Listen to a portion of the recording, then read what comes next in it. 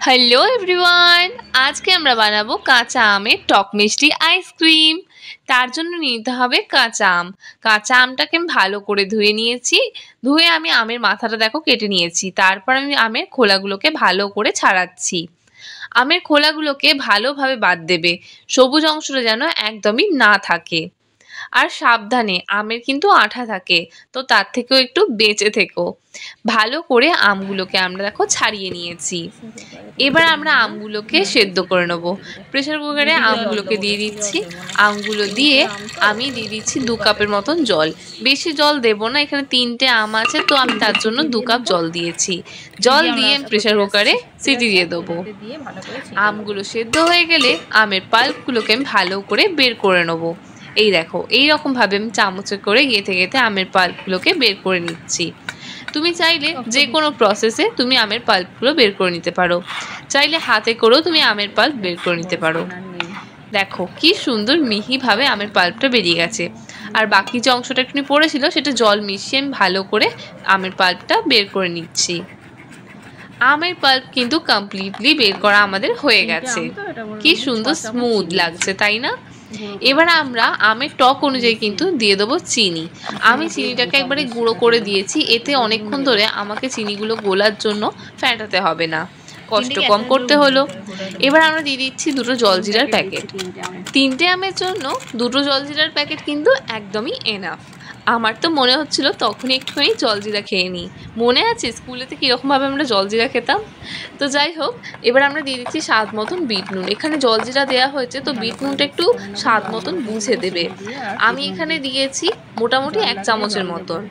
সমস্তটাকে আমরা ভালো করে একদম মিক্স করে নেবো, যেন একটু দেখো ডেলা মতন যেন না হয়ে থাকে, বিট নুন বা জলজিরা কোনোটাই না। এবার অল্প পরিমাণে একটু জল দিয়ে দিচ্ছি। জল দিয়ে সমস্তটাকে একটু হালকা করে পাতলা করে নিলাম। দেখো সমস্তটা ভালো করে একদম মিক্স করা হয়ে গেছে। এবার আমরা কালারটাকে একটু গ্রিন করতে চাই, তার জন্য দিয়ে দিচ্ছি গ্রিন ফুড কালার।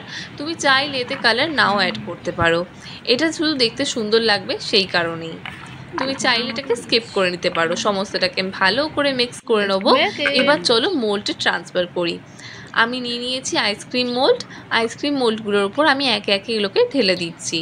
তোমার কাছে যদি আইসক্রিম না থাকে তাহলে আমি আমার প্রিভিয়াস ভিডিওতে কিন্তু দেখিয়েছি কীভাবে তুমি আইসক্রিম মোল্ড ছাড়াও বিভিন্ন জায়গায় ফ্রিজ করতে পারবে। এবার দেখো আমি উপরে ফয়েল পেপার দিয়ে দিয়েছি। ফয়েল পেপার দিয়ে আমি এইরকমভাবে ছুরি দিয়ে কাট লাগিয়ে দিচ্ছি। এতে কি হবে, আমরা যখন আইসক্রিমের স্টিকটা দেবো, স্টিকটা একদম পারফেক্টলি দেখো লাগানো যাবে। এই দেখো কি সুন্দর স্টিকটা লাগানো হয়ে গেছে। এইরকমভাবে আমি সব আইসক্রিমগুলোতে স্টিকগুলোকে লাগিয়ে দেবো। আর 12 থেকে 11 ঘন্টা পর আমি দেখো বের করেছি, কি সুন্দর সবটা জমে গেছে। আর উপরে কি সুন্দর দেখো বরফও জমে রয়েছে। সমস্তটাকে ভালো করে আমরা বের করে নেবো। আর বের করার সময় একটা নর্মাল টেম্পারেচারের জলেতে আমরা এটাকে রাখবো। এতে কি হবে, যখন আমরা আইসক্রিমটা বের করব তখন আইসক্রিমটা বের করতে কিন্তু সুবিধা হবে। যেহেতু সমস্তটা ফ্রিজ হয়ে গেছে তাই বেরোতে একটু অসুবিধা হতেই পারে, তখন এইরকমভাবে ছুরি গেঁথে নেবে, তাহলে তোমার বের করতে সুবিধা হবে আইসক্রিমটা। দেখো আইসক্রিমটা কি সুন্দর বেরিয়ে গেছে। এইরকমভাবে আইসক্রিম বের করলে তোমার আইসক্রিম বের করতে ভীষণই সুবিধা হবে। কি সুন্দর লাগছে না, মনে হচ্ছে এক্ষুনি খেয়ে নিই। সত্যি কথা বলতে আমাকে ভিডিওটা বানাতে হচ্ছে বলে তাই, নয়তো আমি এক্ষুনি খেতে বসে যেতাম।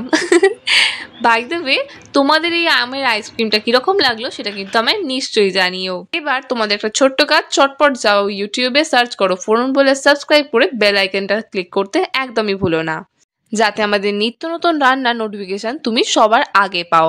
আর তুমি যদি আমাদের ভিডিও ফেসবুকে দেখে থাকো তাহলে আমাদেরকে ফলো করে দিও। And don't forget to like, comment and share. ইতি তোমার ফোরন।